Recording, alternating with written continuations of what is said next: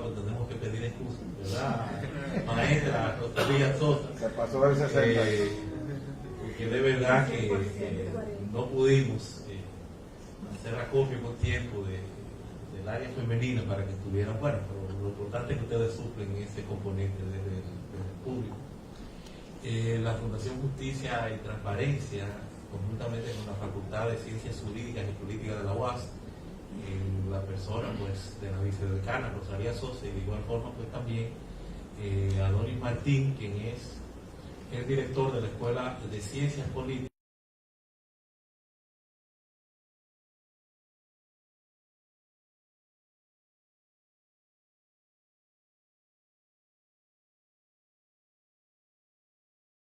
La nueva ley de partidos políticos de la República Dominicana.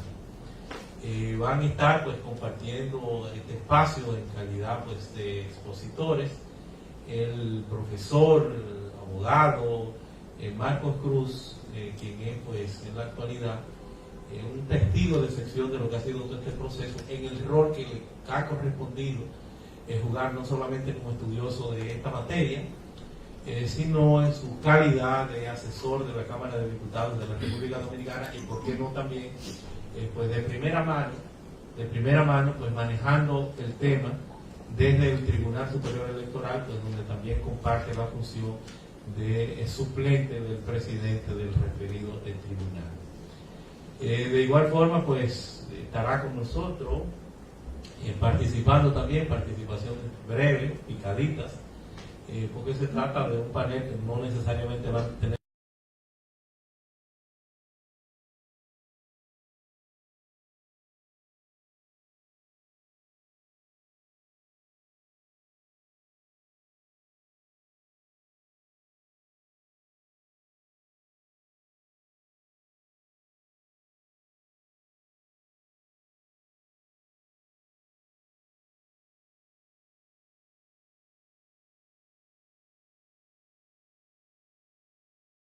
la panacea, no será la solución de los problemas democráticos, pero evidentemente es un punto de partida por demás importante y que nos empodera como ciudadanos para empezar nosotros, pues, ¿por qué no?, a ir trillando el camino.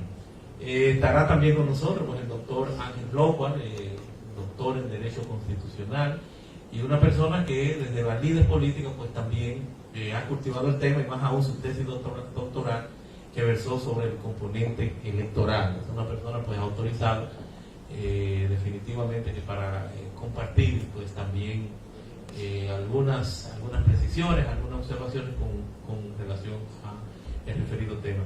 Adonis Martín pues hará más que todo pues unas palabras de valoración, de introducción de todo este proceso, y entonces también el profesor Denis Díaz, quien es el director del contencioso electoral, del componente contencioso del Tribunal Superior Electoral de la República Dominicana, y profesor por demás de este selecto grupo de maestría que tenemos, la maestría en Derecho Constitucional y Procesal Constitucional, amén también de una cantidad apreciable pues, de juristas, abogados, que también se están dando cita interesados en este proceso y en el seguimiento de esta temática.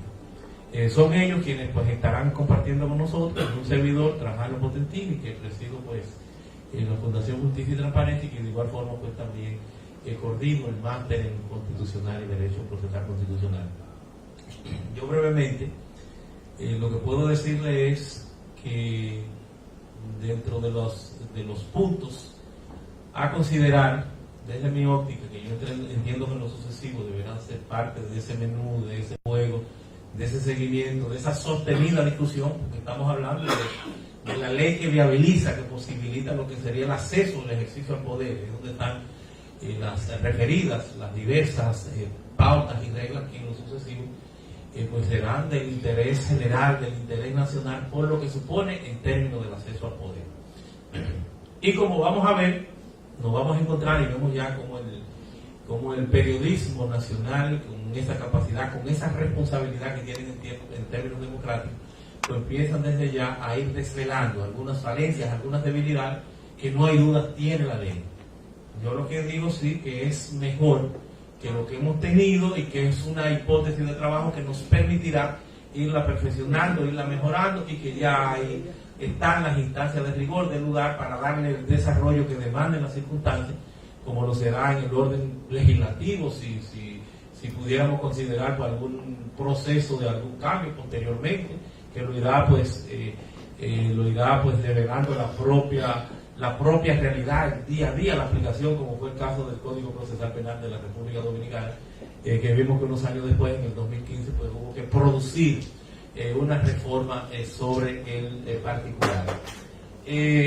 Asimismo, vamos a ver que esos cambios, muchos temas que nos van a parecer inaplicables, porque no dejan de estas leyes, no es que sean de matrícula en un porcentaje, en el porcentaje total no es que sean de matrícula dominicana, no, son leyes tipo. En el caso de República Dominicana es una ley que había desarrollado inicialmente pues la Organización de Estados Americanos, y es la que trae, pero fue aplatanada, se le pasó bastante la mano, y en muchos casos tal vez desvirtuada de algunos de los propósitos, tratando la clase política lamentablemente pues de ir tejiendo lo que son esos trajes a su medida.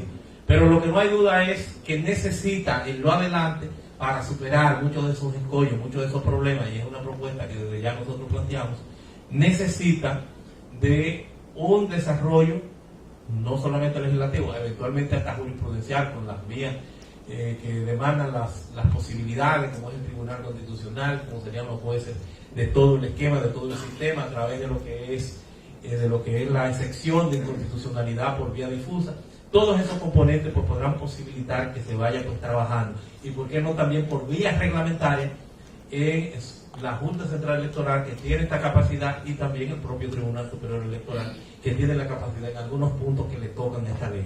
Esta ley pudiera desbordar las expectativas en ese trabajo de sastrería que la clase política pues tuvo a bien ir desarrollando, y creo que ha tocado puntos que ni siquiera responden a la esencia de la propia ley de partidos políticos, sino que debieron haber estado considerados en la ley electoral de la República Dominicana, y en muchos casos hace el planteamiento o hace la referencia de puntos que están orientados, organizados en la ley electoral, sin que la misma responda a lo que es esa nueva exigencia, a lo que es el contexto constitucional actual. Tal vez debimos haber empezado por la ley electoral de la República Dominicana y no por la de partidos políticos, pero es la que tenemos, y no hay duda que para nosotros es un gran paso de avance.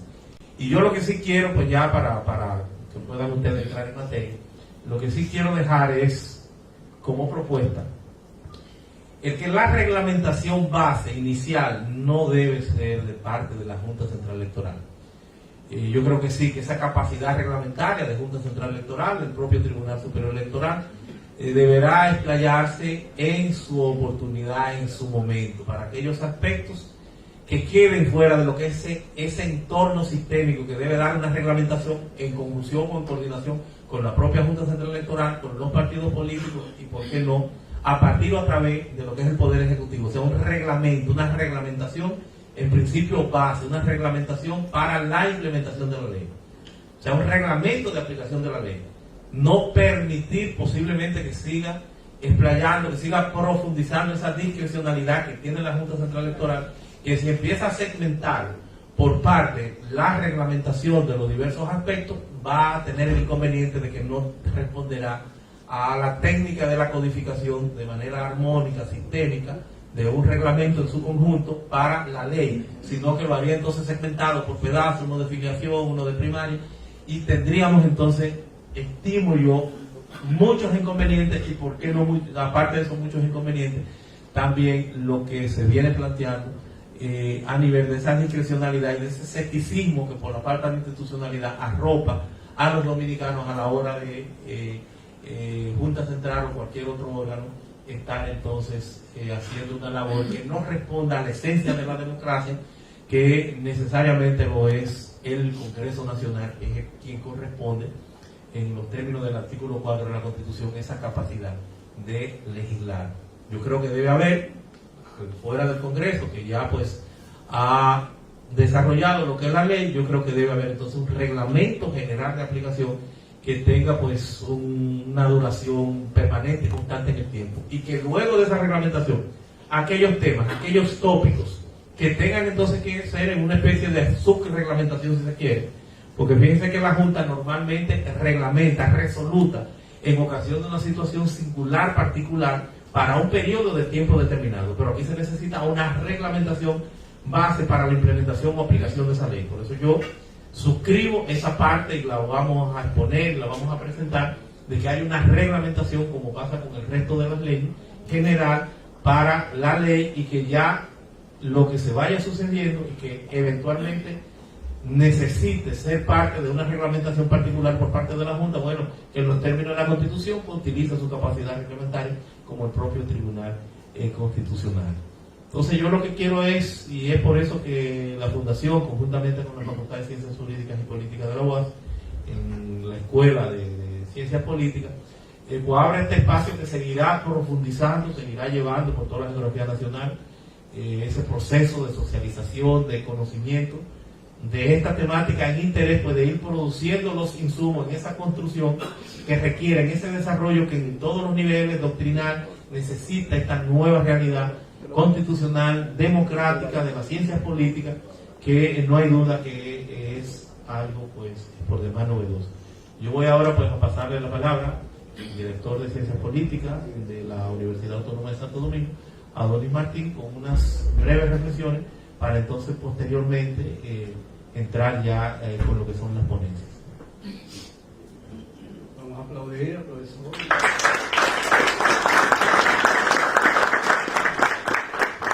Muchas gracias. Distinguida mesa de honor, distinguido público. Tengo aquí varias amigas y amigos muy queridos, me siento muy bien por eso. A uno de ellos tenía 18 años que no veía, está en primera fila, como siempre. Dos cosas voy a decir. Una en relación a la Escuela de Ciencias Políticas y una puntualización sobre la ley de partidos. Esta es mi primera actividad pública como director de la Escuela de Ciencias Políticas. Y lo hago en el marco de un acuerdo institucional que hemos celebrado entre la Escuela de Ciencias Políticas y la Fundación Justicia y Transparencia, que dirige el profesor de la Escuela de Ciencias Políticas, Alejandro. De manera que quiero compartir con ustedes algunos datos de la escuela y después hago la precisión. Para que vean más o menos el rumbo que está tomando la Escuela de Ciencias Políticas. Esto ya lo discutimos en debates internos en el subconsejo técnico de la Escuela de Ciencias Políticas y fue aprobado. Aprobamos el proyecto de vinculación de la Escuela de Ciencias Políticas con todas las instituciones del Estado. Eso va a ser algo muy importante para el desarrollo institucional de la escuela. Ya están designados los profesores que tendrán dichas vinculaciones. Aprobamos que es la primera maestría en los últimos 50 años sobre sociología política, en un primer encuentro interinstitucional entre la Escuela de Sociología y la Escuela de Ciencias Políticas. También aprobamos el primer doctorado que se va a hacer en el país, en Gobierno y Administración Pública, en acuerdo institucional con la Escuela de Administración Pública y la Universidad de Salamanca. También aprobamos el primer diplomado internacional semipresencial sobre control de la corrupción entre la Escuela de Ciencias Políticas, Administración Pública y la Universidad de Salamanca. También, ahí va la primera propuesta, aprobamos el proyecto Todo Gratis para los nuevos estudiantes de Ciencias Políticas que ingresen a la escuela en el primer semestre del 2019. De manera que si un estudiante de la Loma, de allá de Bánica, que no tiene condiciones materiales y económicas y quiere estudiar política, tendrá todo. ya tenemos el vínculo con la institución que va a garantizar eso. De manera que yo creo que eso va a ser muy importante para muchas personas en el país. Estamos también trabajando en el enfoque politológico de las relaciones de poder que se dan en el proceso de formación de la ley de partidos políticos. Muchas gracias.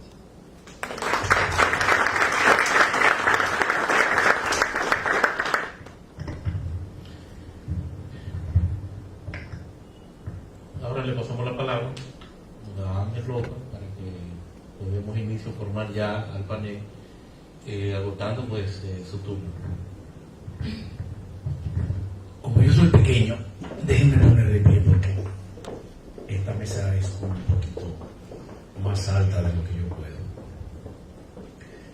El director de la Escuela de Ciencias Políticas, al final de su palabra, ha dicho la verdad más grande. La ley es una expresión de poder del momento en que la ley se aprueba.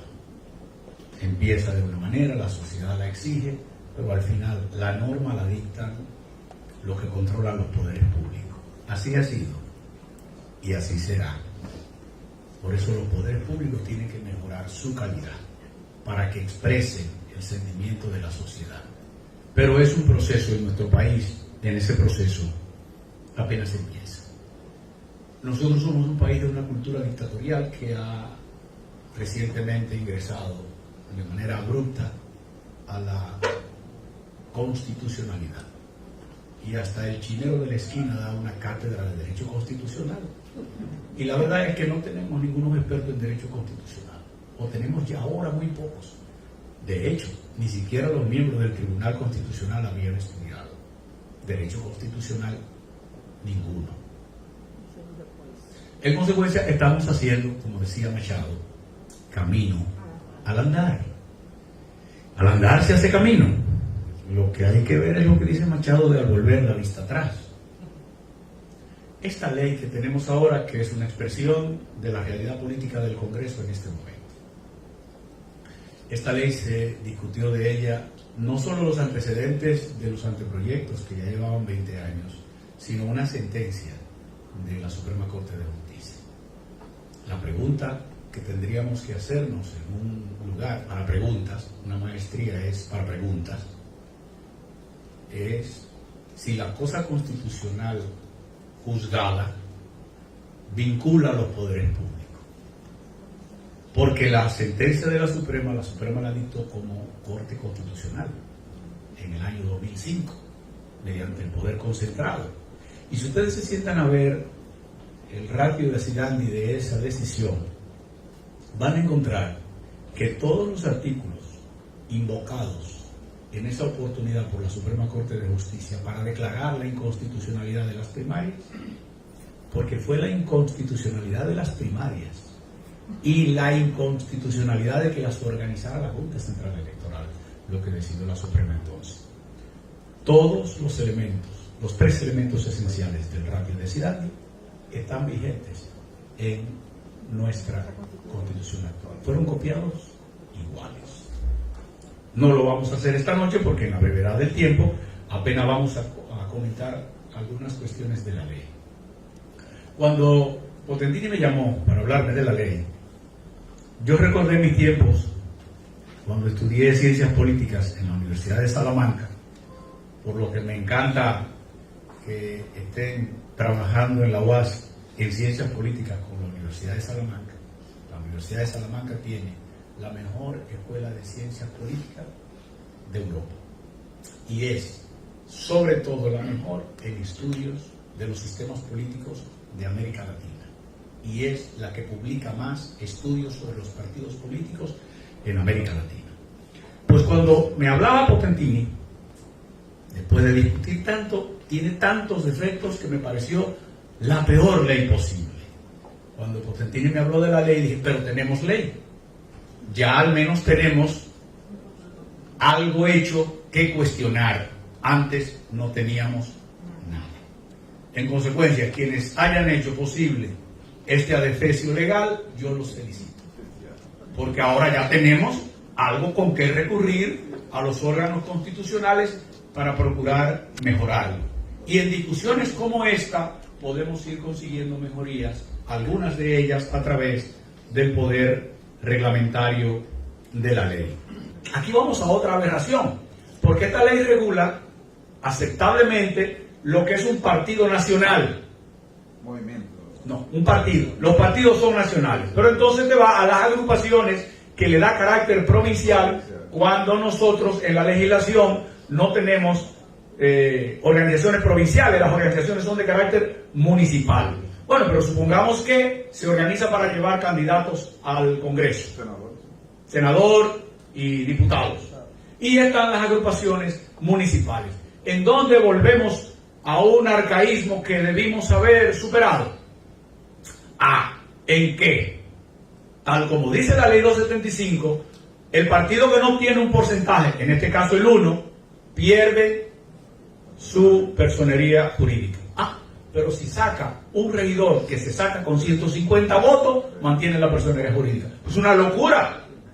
Usted o es un partido nacional o es un movimiento local. La ley ha debido definir que el que saca un regidor en Jaquimelle se convierte en un movimiento municipal de Jaquimelle, pero no mantiene la personería jurídica en todo el país, cuando posiblemente lo que obtuvo fueron 250, 300, 500, 600 votos.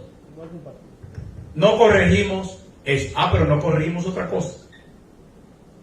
Y es que usted sacó un regidor, pero lo sacó en su boleta, con sus 250 votos. O fue en una alianza y usted nada más tenía 25 votos. Ayudado por los otros. Es que la votación y el candidato deben ser obtenidos en el color y en el símbolo de un partido. Pues la ley no corrige nada de eso. Señores, nosotros tenemos partidos políticos que tienen 30 años sin perder la personería jurídica y nunca han sacado un 1% de los votos. Esos son anacronismos que le hacen a una democracia de 10 millones de habitantes, le hacen tener 28 partidos políticos. Yo creo que tenemos una ley. Antes estábamos peor, pero esta ley todavía es muy débil y si bien era la peor posible, creo que al menos tenemos una ley para mejorar. Me pasé. Muchas gracias. Bueno, muchas gracias a todas y a todos los presentes. Mi intervención yo la quiero un poco limitar debido a mi condición de magistrado suplente del Tribunal Superior Electoral.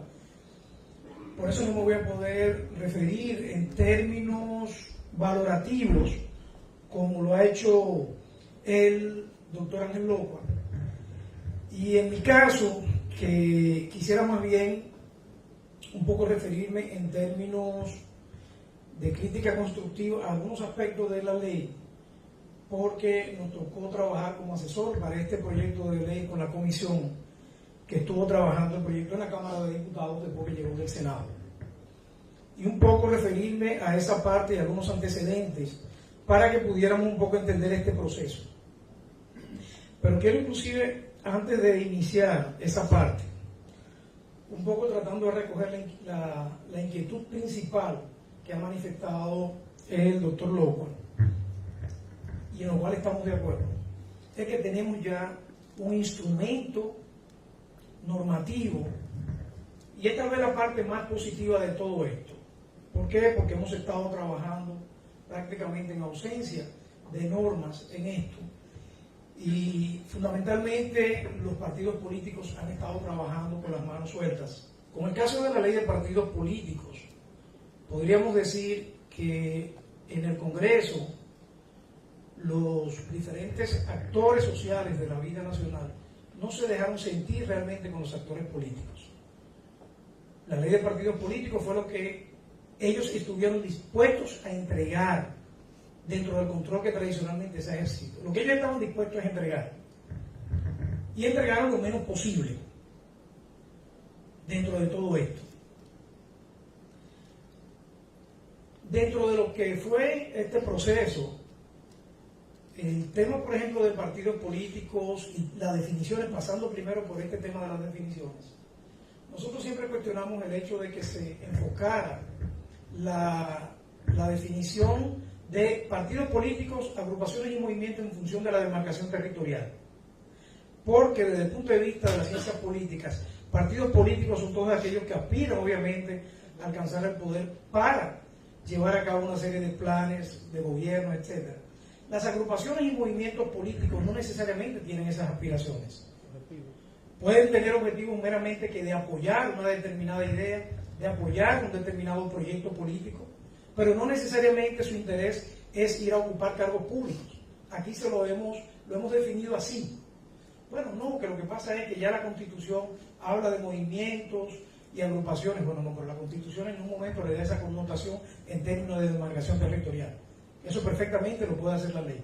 Nuestra posición era que habláramos nada más de una ley de partidos políticos. Yo termino esta parte diciendo, por ejemplo, que en la parte del control financiero, aquí nosotros entregamos el dinero y después lo auditamos. En Costa Rica no se entrega el dinero, se audita el gasto y a usted se le da el dinero que usted justifica haber gastado. Se le permite a los partidos emitir bonos en base a lo que le pueda corresponder, pero saben los partidos que cuando emiten esos bonos que se los pueden comprar hasta el sector privado a una tasa de descuento X, sabe bien que cuando tenga que ir a buscar los recursos al Estado que le corresponden del proceso electoral que ha concluido, si esos recursos no están debidamente justificados, el partido se va a quedar enganchado con una deuda. Claro, con unas palabras más bien en esto optimistas, tenemos una ley que no vamos a decir que ni perfecta porque ninguna ley lo es. Las leyes son precisamente procesos de construcción permanente, procesos de aproximación permanente en términos sociales y políticos. Por lo tanto, desde ese punto de vista no tendremos nunca un instrumento perfecto. Como la planteaba el magistrado Suero, choque de trenes, eso es perfectamente válido si usted no lo pone a chocar con gente adentro. Pero en materia jurídica pueden chocar 1000 veces y va a ser conveniente. Muchas gracias.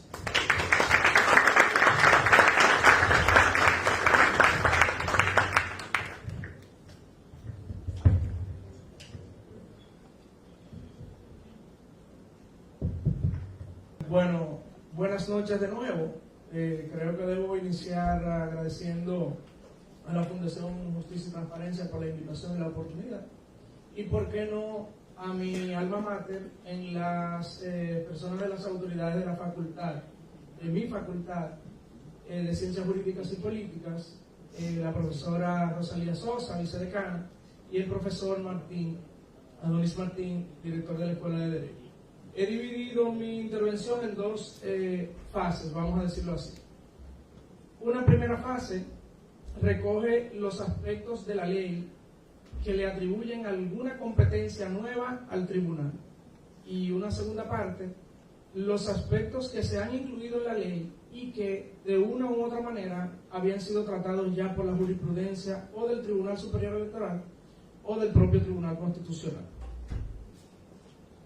Dentro de las competencias que la ley le asigna al Tribunal Superior Electoral, que no estaban o que actualmente no están reconocidas en la ley electoral ni en la ley del tribunal, en la 2911, nos encontramos con la primera que hacía referencia el doctor Lockhart hace un momento, y es la del artículo 18, párrafo 2.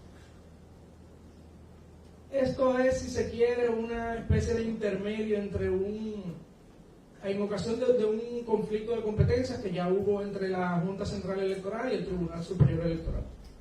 Ese párrafo le da competencia al Tribunal Superior Electoral para dirimir las diferencias que surgen entre los partidos, agrupaciones o movimientos ya reconocidos y la Junta Central, con ocasión de la aprobación definitiva de los estatutos de las organizaciones políticas o de la Asamblea Constitutiva.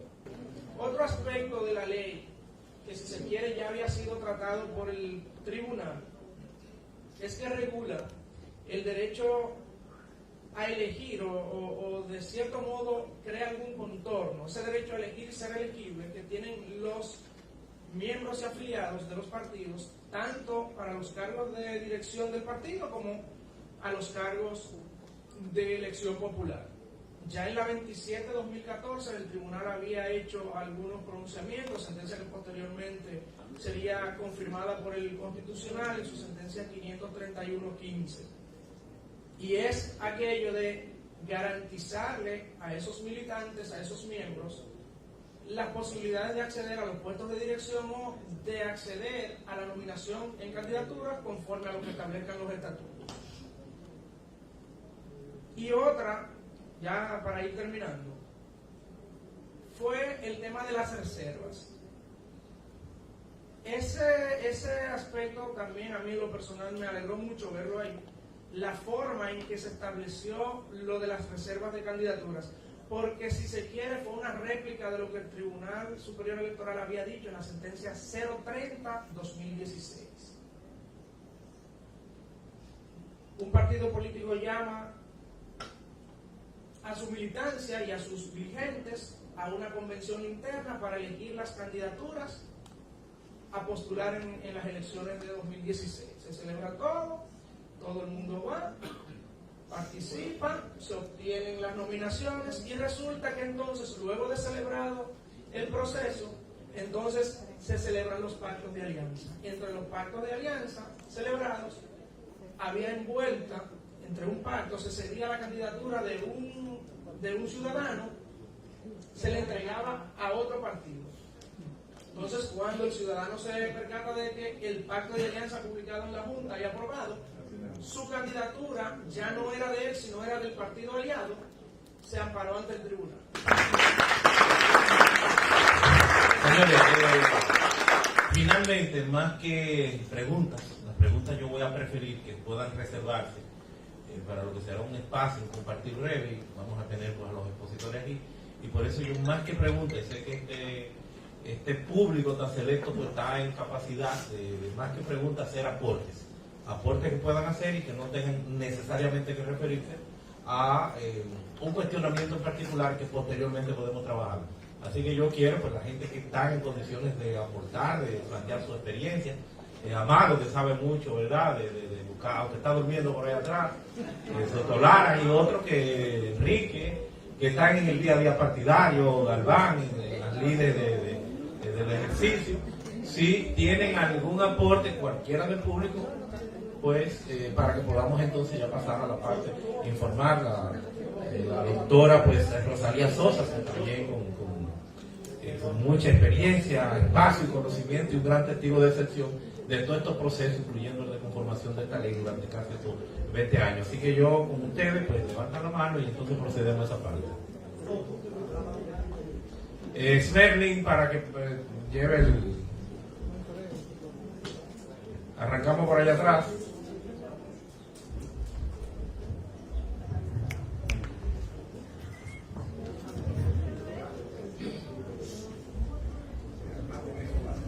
Buenas noches a la mesa principal.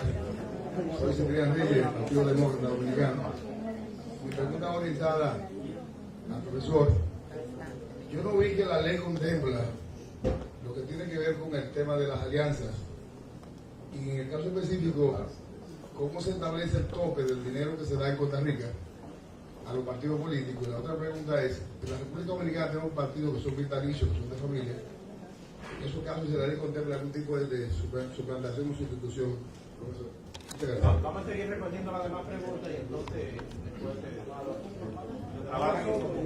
Son preguntas, son comentarios. Buenas noches. Como se ha dicho aquí, tenemos una ley perceptible.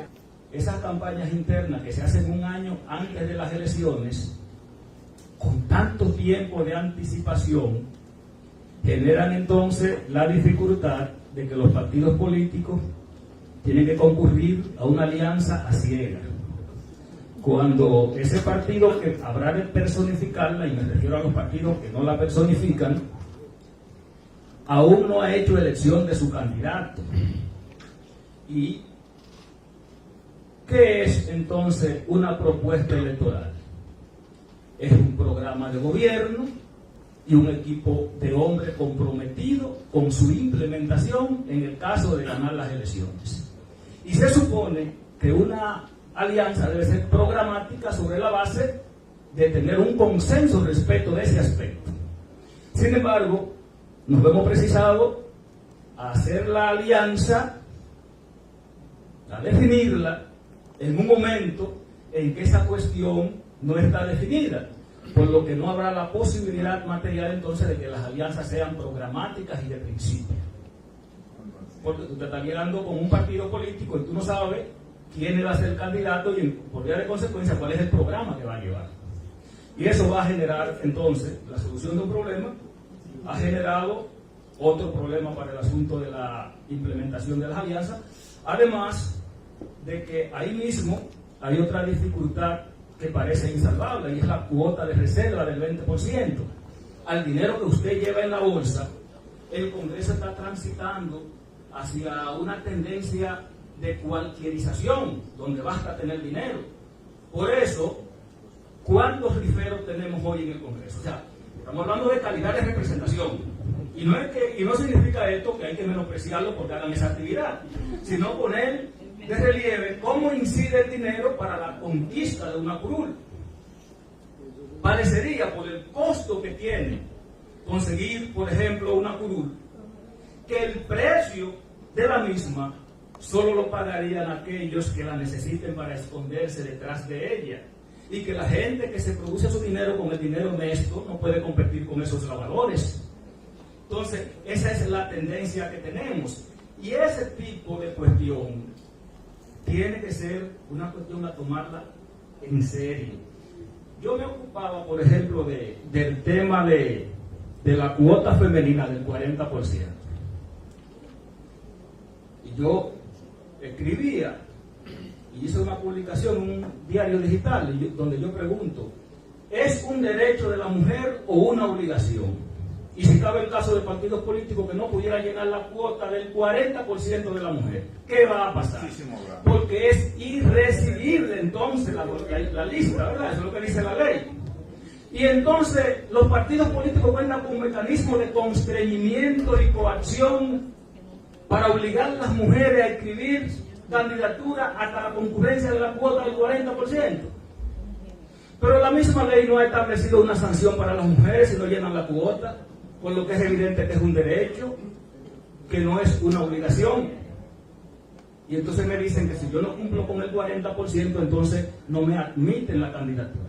Pero queda implícito también, sí, voy a concluir. Queda implícito también entonces que en la República Dominicana no se puede hacer partido de género, al menos en el caso de los hombres. Parecería que conforme esta ley es imposible. Bueno, me está reclamando ya que me estoy excediendo. Gracias. Para trabajar con la aplicación de la ley.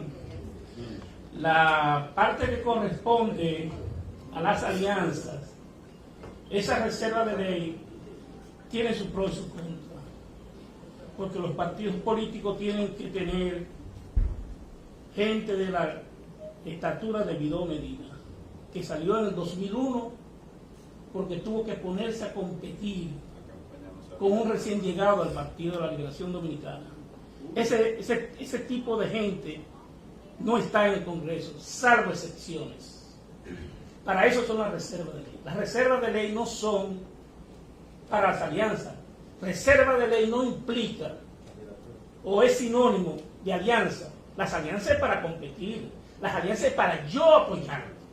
Es decir, si yo tengo 5 escaños disponibles, de 6 que tengo acá, tengo unas reservas acá en la circunscripción número 1 y tengo 5 escaños, bueno, entre los 5 escaños yo te voy a incluir ahí la parte de las alianzas, entonces yo te voy a apoyar, pero la reserva no es para las alianzas, salvo excepciones, pero en sentido general, la parte principal es para ese tipo de personas. Eso es por un lado. La otra parte es, la que me preocupa, es y parece contradictorio, porque debíamos alegrarnos de la participación de la cuota de la mujer, que tiene mayores espacios en la parte política, pero la realidad se alimenta de hechos reales. Y lo cierto es que en la República Dominicana, en el proceso pasado tuvimos problemas inclusive para completar el 33% en una candidatura. Allí, usando el puente, ¿no? El peaje de aquí de la Sánchez. Jueves Santo, inadmisibilidad de la boleta del PLD en San Cristóbal, de la boleta municipal, porque faltaba una mujer. No había forma de conseguir una mujer para eso. Tuvimos que trabajar para eso. Y el domingo santo nos aceptaron la Junta estaba abierta y nos aceptaron la boleta del PLD. Es un problema serio poder completar, inclusive, y me refiero inclusive al partido mayoritario, en este caso el PLD, se hace prácticamente imposible completar ese 40%. De ahí que vienen, hay que recurrir a las esposas, a la querida, a la hermana, y entonces tenemos una candidatura de vecinos, de familiares. Miren, el tema más candente de los últimos tiempos de esta ley, desde su inicio hasta la actualidad, inclusive en el día de hoy, es la duda. En el numeral 4 dice, considerando cuarto, que los partidos, agrupaciones y movimientos políticos son organizaciones dotadas de personalidad jurídica y funciones son de naturaleza esencialmente pública. Son de naturaleza esencialmente pública, que es lo que hemos venido sosteniendo desde el primer día, antes de aprobarse esta ley. Eso está en el considerando cuarto de la ley. De manera que ese tema queda cerrado. Y sin alguna duda, entonces lo recomiendo a completar con las decisiones del Tribunal Constitucional. Muchas gracias.